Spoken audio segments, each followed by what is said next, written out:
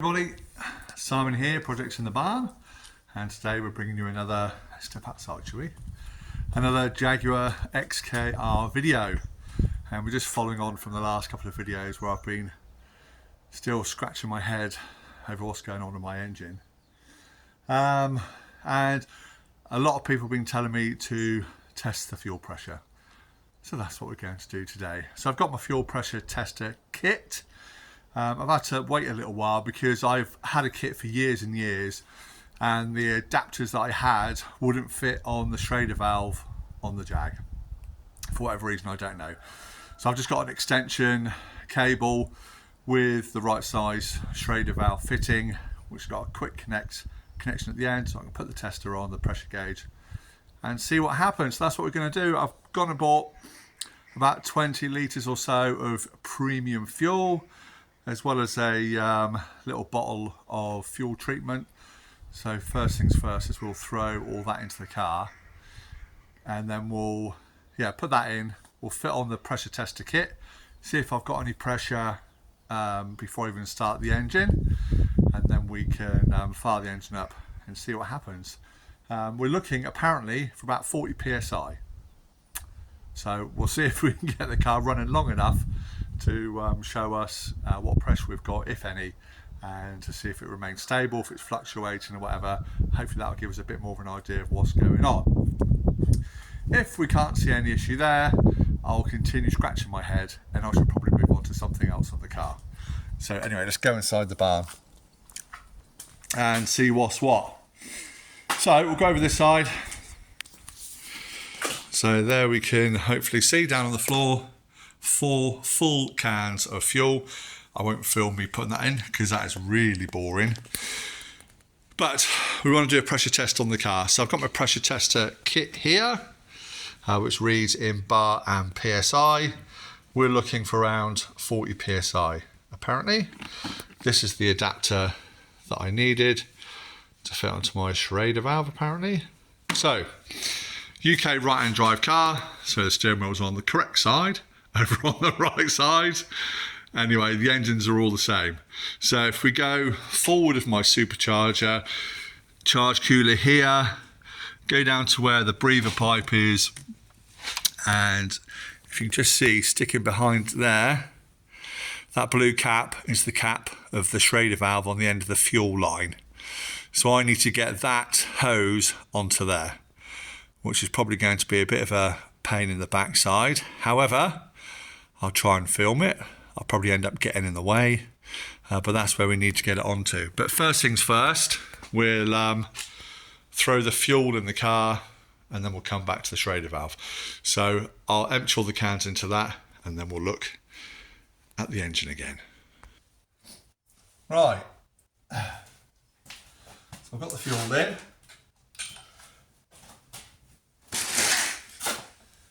I'll place this best I can. Got some extra light in, but it's going to be so difficult to see what I'm doing. So we'll just see. I've got these pipes from the charge cooler in the way. I've got this breather hose in the way and the electrical connection in the way. I'm just going to try and see if I can catch the cap. Okay, which I am. To undo the cap off the Shrader valve. Sorry, you're not really seeing what I'm doing, but our secret here is not to drop it. Gently, gently. There we go. Cap off. Let's put that down there. Then I need to fit this Shrader valve, basically what you get on your bike pump, onto the end of that. And I think if I slide that breather hose carefully to the left, that wire out the way, I can get down. Yes, I can get down on it. Now, because the threaded portion of the Shrader valve is separate to the pipe, it's probably going to be a bit of a challenge. So I need to try and start the thread off with all this stuff in the way. So I need to try and get it lined up square so I can do that. Oh, I think I'm on. Just tighten up with my finger. Yeah. Okay. There we go. Hopefully you can see that. That is on. So I've got my pressure gauge here, which, as I said, is a quick connect. We will connect that up. And we have, can you see that? No reading at all. Is that normal? Should there still be pressure in there? I've not started it now for probably, well, the last time I did the video, so a week ago, 5 or 6 days ago. So yeah, I've got nothing on my pressure gauge there at all. Assuming it's connected up properly.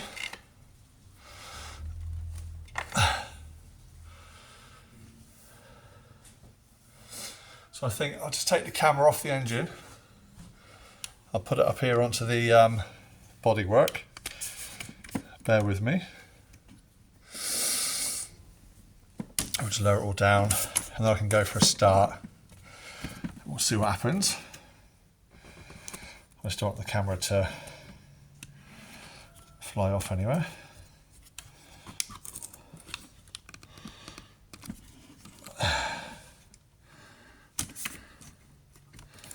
Something like that.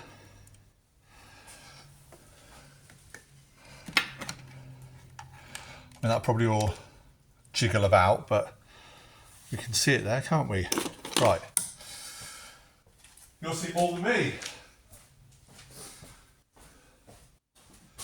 So I'm not going to touch the throttle. We'll just go for a start. System check, ignition on. Oh, saw the needle go up. That's good. Go for a start.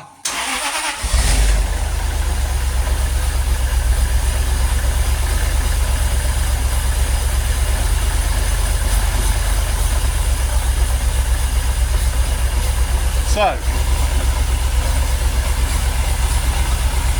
45 psi, and that went straight up as soon as I put on the ignition.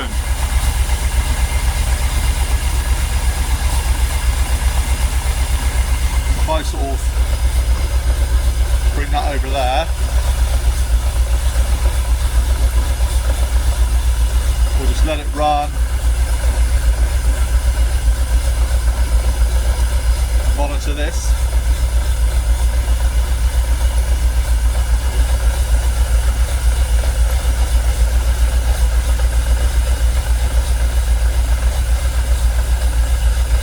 You see it's still not happy, look. You can see the engine shaking.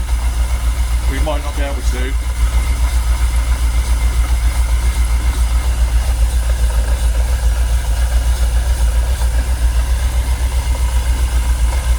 I've got a hook there.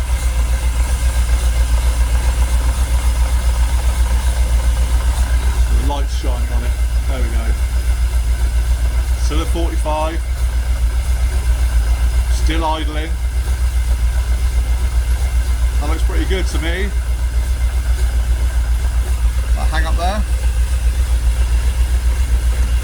No.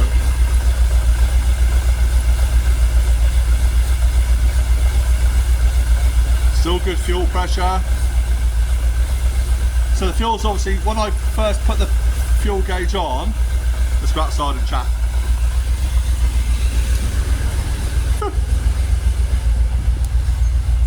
So hopefully you can see me. So when I first put the fuel gauge on at red 0, as soon as I put on the ignition, primed the fuel pumps straight up to about 40 psi, 45 psi, engine running 45 psi, which is where it's supposed to be. So the fuel pumps, I believe, are good. So I think we can rule out my fuel pump being a problem. Do we agree on that? I think so. So let's go in, see what it's doing.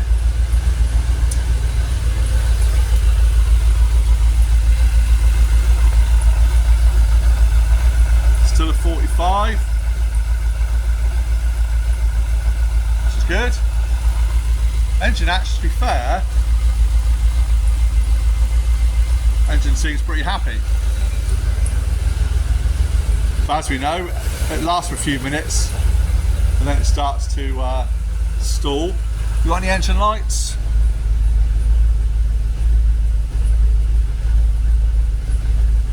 Boot open, low brake fluid, driver's door open, bonnet open, beg your pardon.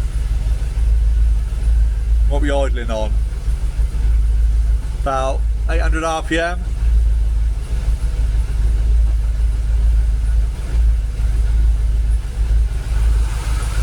Actually, to be fair, sounds alright, doesn't it? Or am I just being a bit optimistic? Does that sound alright?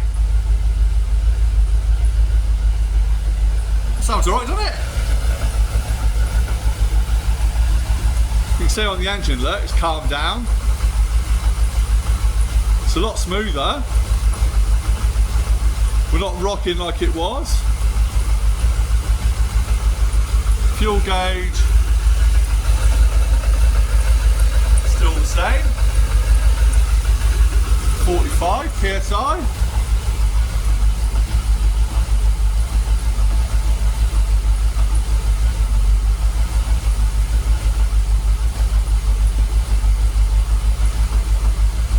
Wow.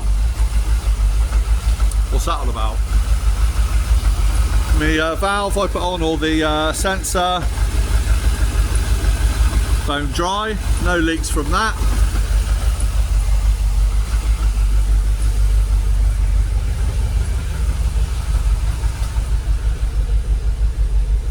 Still no warning gauges, no warning lights, sorry.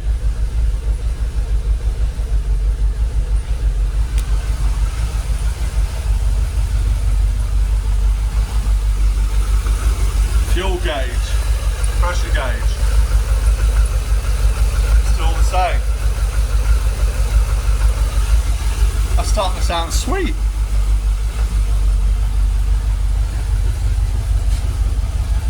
What on earth is going on? Let's turn her off. Right, we're off. Let's go and see what happens to the pressure gauge.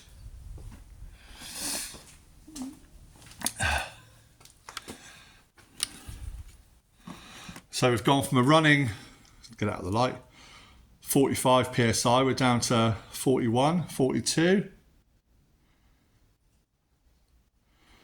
Maintaining pressure. So obviously leaks down after a few days back to the tank.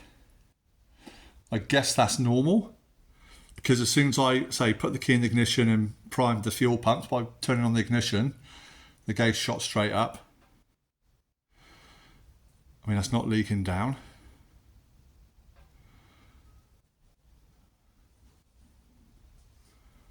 Wow. I think that's the longest I've had that running for quite some time.